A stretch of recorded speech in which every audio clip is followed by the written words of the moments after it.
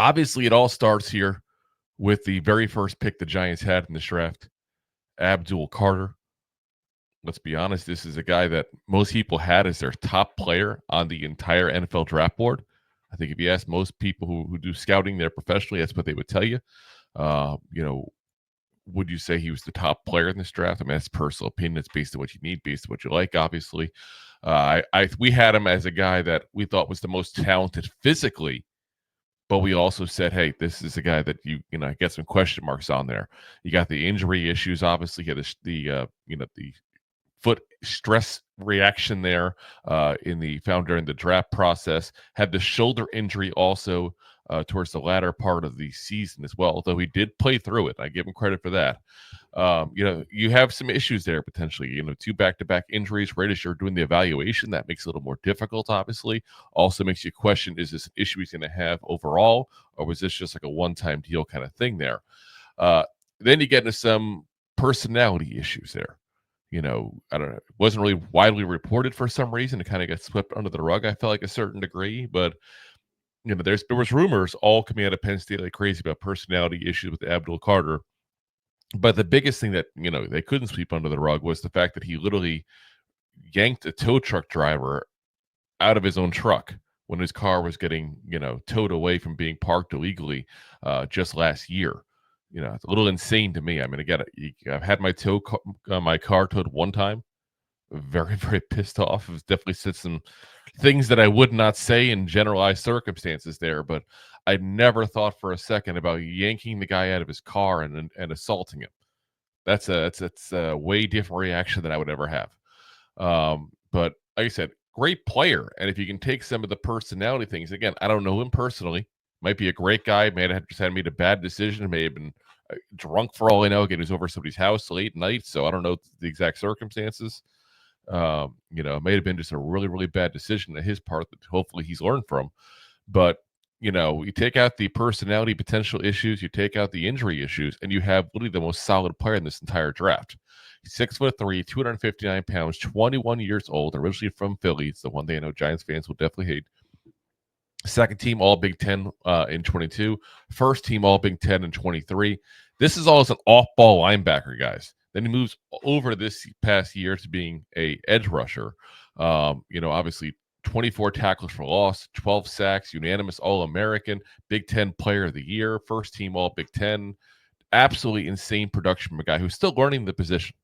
Quite frankly, still learning the position. And this is where a lot of the comparisons go in with Micah Parsons.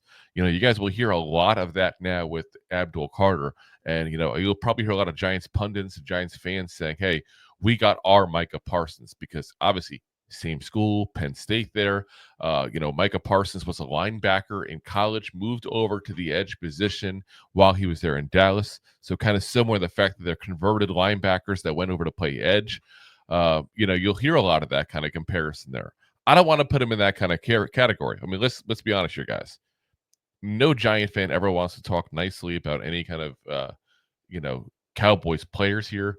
But when you look at what Micah Parsons has done in this league, guys, and he's not a perfect player by any means, but you're talking about a guy who has now played 4 years in this league and has 52 and a half sacks. I think that's a little bit of a crazy thing to suggest right off the bat for Abdul Carter. Does he have that potential? 100%. Let me be very clear then. 100%. If he stays healthy, this is a 100% of potential scenario for him. But if you want to sit out there and go, he's going to get 12 to 14 sacks a year every single year, that's a very, very high need out of a player. What I do think is more realistic is he's a guy who could be, similar numbers to what you get out of Brian Burns pass rush wise. Get a guy that's going to get 9 to 11 sacks a season at that point. That's probably a more realistic expectation of him. And if he happens to get into the Micah Parsons category of doing, 12, 13, 14 sacks a season, great. But we can't start this kid off with that kind of stuff. He's not you can't put him as he's this hero who's going to save this franchise right off the bat. But he's, like I said, great talent overall. Absolute great talent there. And I'm also, kind of interesting about the fact that this is something that it looks like the Giants did try to trade down from what I'm seeing. There's rumors to it leading up into the draft. They definitely took their sweet time as far as putting that pick in. I feel like there was definitely talks about moving down. And Cam Ward off the board. We all know about the Shedeur Sanders issues, obviously. And now you went and tried to trade down, didn't get an offer that you like. To me, I look at it and I say the Giants couldn't get the quarterback they really wanted in Cam Ward. They couldn't trade down. They couldn't find a good thing. They didn't want to get Shedeur Sanders. They did the best they could in the scenario, guys. And y'all know that I watch this on a regular basis, that I have said multiple times I did not want Abdul Carter. It's the personality issues, it's the injury issues for me. And the fact that it's top, you're talking a third overall pick. But given the circumstances of everything that went down, that they couldn't get the quarterback in Cam Ward they wanted, that they didn't want Shedeur Sanders, that the fact that they didn't get a good offer to trade down, this was as good an outcome as you can get. You went ahead and got a guy that literally could be potentially a leader of your defense, potentially be a Pro Bowl caliber pass rusher, and you got him on a rookie deal for 4 or 5 years. That's a great move. And I know there's already some people talking about how do you fit in him and Kayvon and Brian Burns. Listen, that's a great problem to have, guys. Point blank, that is a great problem to have. And I think what you're going to see is you're going to see these guys shift around and move around a little bit here. And, you'll definitely sit there and say, you can put Abdul Carter maybe on the inside as an off-ball linebacker and still rush him from the middle there. You could maybe go ahead and move one down to a defensive end position. Like, you'll see them figure out a way to. This is a great problem to have. Oh no, where do we put all these highly touted pass rushers on the field at once? It's a great damn problem to have. If anything, you can also look at the fact that they may go ahead and get some abilities to go ahead and rest some of these guys, keep them better rested throughout the game, which is going to improve their play quality as well. And I've heard also some people talk about the money aspects of like, oh, you get paid $30 million to Burns. You're going to figure out Thibodeau soon. What are you going to do? How are you going to afford to keep all three players? You do got to keep in mind the fact that by time Abdul Carter is ready for a next deal, assuming he is what we think he is talent-wise, the Burns deal is going to be going away. Kayvon ought to be in the middle of his deal. It won't be an issue. Because to be very frank, in 5 years, guys, Brian Burns is probably not going to be the same player, let's be honest. He'll be 32 years old. He'll probably get another good contract from somebody. But he's not going to be the guy that gets a 5-year, $150 million contract again. It's not where he's going to be. So I'm not worried about that. You know what? Even if it happens, great. It's a great problem to have. We'll worry about down the line. In the meantime, though, you look at this pass rush now, having Abdul Carter, Brian Burns, Kayvon Thibodeau, Dexter Lawrence, and a guy we're going to get to later on in Darius Alexander. Quarterbacks are going to be afraid of this pass rush if they are what I think they're going to be. Absolutely afraid of this pass rush. I might be throwing in Chauncey Golston, who's another guy who we signed this offseason, who I think is going to be a nice plug-and-play guy. He's going to move around too. Backup edge, could even move inside at that point there during passing downs as well. And he's got, I think, 5 sacks last season as well.